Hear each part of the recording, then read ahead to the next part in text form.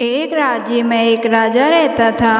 एक बार राजा अकेले ही जंगल की सैर पर चला गया और वहाँ वो रास्ता भटक गया। सुबह से शाम हो गई थी, लेकिन राजा को रास्ता नहीं मिल रहा था। अब थोड़ा अंधेरा भी होने लगा था और राजा को प्यास भी लगने लगी। फिर थोड़ा आगे चलकर उसे एक घास फूस की झोपड़ी दिखाई दी। वो झोपड़ी के पास गया तो उसे वहाँ एक जंगली व्यक्ति दिखाई दिया। फिर राजा ने उस व्यक्ति को जंगल में भटकने की बात बताई और कहा, मुझे बहुत प्यास भी लगी है, क्या मुझे थोड़ा पानी मिल सकता है? तब जंगली व्यक्ति ने राजा को पानी के साथ साथ खाना भी दिया और राजा ने एक रात उसी जंगली व्यक्ति की घास फूस की झोपड़ी में गुजारी।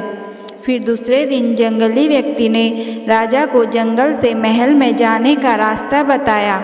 उसके व्यवहार को देखकर राजा बहुत खुश हुआ और राजा ने जंगली व्यक्ति से कहा, मैं तुम्हारी खातिरदारी से बहुत प्रसन्न हुआ, इसलिए मैं तुम्हें जंगल के पास का एक चंदन के पेड़ का बाग भेंट करता हूँ, जिससे तुम अपना पूरा जीवन आसानी से बिताओगे।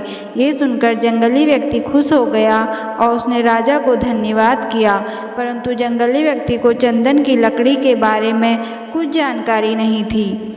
उसे ये भी नहीं पता था कि चंदन की लकड़ी का क्या महत्व है। अब जंगली व्यक्ति चंदन के पेड़ काटने के लिए जंगल के बड़े अधिकारी से अनुमति लेने गया और उसे अनुमति मिल गई। फिर वो चंदन के पेड़ को काटकर उनसे कोयला बनाता और उन कोयलों को बाजार में बेच कर आता। इससे उसका गुजर बसर होने लगा। समय बीतता गया और चंदन के बाग में चंदन के पेड़ समाप्त होने लगे।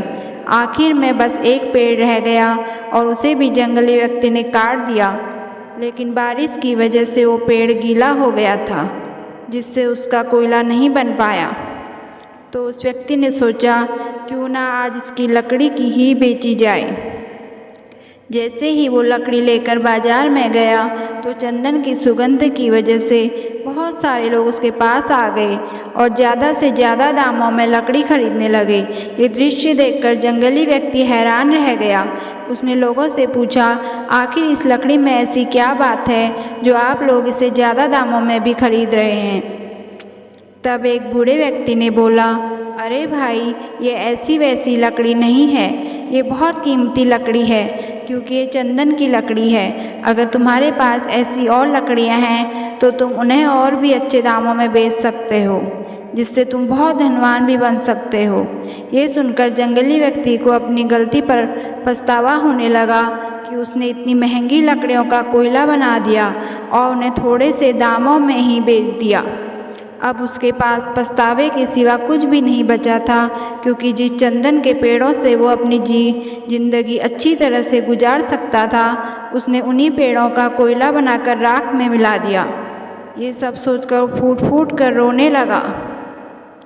दोस्तों, हम सभी की ज़िंदगी भी चंदन के बगीचे की तरह ही है, परंतु हम सब अपनी ज़िंदगी को एक मामूली सी लकड़ी की तरह समझकर एक साधारण सा जीवन जीते हैं। लेकिन हमें ये नहीं पता कि हम सभी के अंदर भी एक ना एक अनोखी प्रतिभा छुपी हुई है, फिर भी हम अपनी ज़िंदगी का महत्व नहीं समझ पा रहे हैं।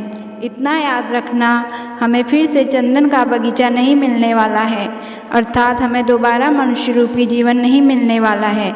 इसलिए अपने जीवन को सफल बनाओ। ये ज़िंदगी अनमोल है, इसे व्यर्थ मत जाने दो। समय रहते इसके महत्व को समझो। ऐसा जीवन बिताओ कि सबको आप पर गर्व हो और आप लोगों के लिए एक मिसाल बन जाओ। ये ज़िंदगी आपकी है और इसे कैसे श्रेष्ठ बनाना है, ये भी आपके हाथ में ही है। अगर ज़िंदगी में कुछ बड़ा करना चाहते हो तो देर मत करो, जब जागोगे तभी तो सवेरा होगा। इसलिए आज से ही अपनी ज़िंदगी को और बेहतर बनाने के लिए दिन रात परिश्रम करो। दोस्तों, अगर आपको ये कहानी पसंद आई तो वीडियो को लाइक और चैनल को सब्सक्राइब ज़रूर करें। धन्यवाद।